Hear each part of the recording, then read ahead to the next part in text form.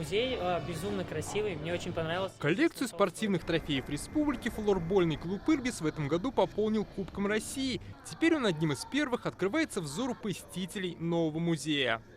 Безумно хотим еще добавить сюда в коллекцию, например, еще Кубок России, еще в следующем году постараемся, и чемпионат России. Это, конечно, уникальная история, никто такого не делал ни до нас, ни после нас. Теперь все веки становления Татарстана как спортивного региона страны и Казани как ее спортивной столицы представлены на 2 этажах. Экспозицию вместе со спортсменами и тренерами сегодня осмотрел Рустам Миниханов. Может изменить жизнь не только спортсменов, но и всех жителей города и республики в целом.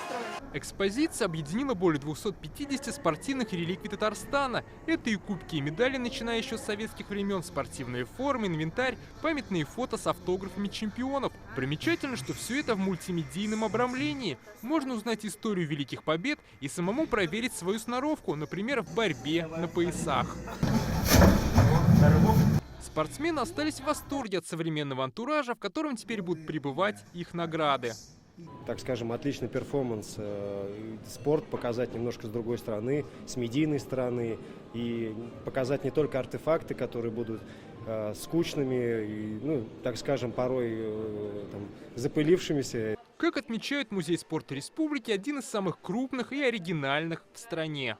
Такого уровня, наверное, уникальный. Все-таки больше и в Москве, в Москве большой, но это больше классическая такая история. Здесь очень много, видите, инсталляций. То есть мы другой немножко подход, более современный. Это будет пространство для всех наших профессиональных команд.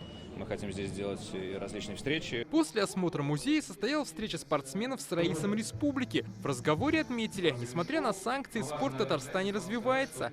907 человек входят в различные сборные страны. В этом сезоне наши атлеты выиграли около 1000 наград разного уровня.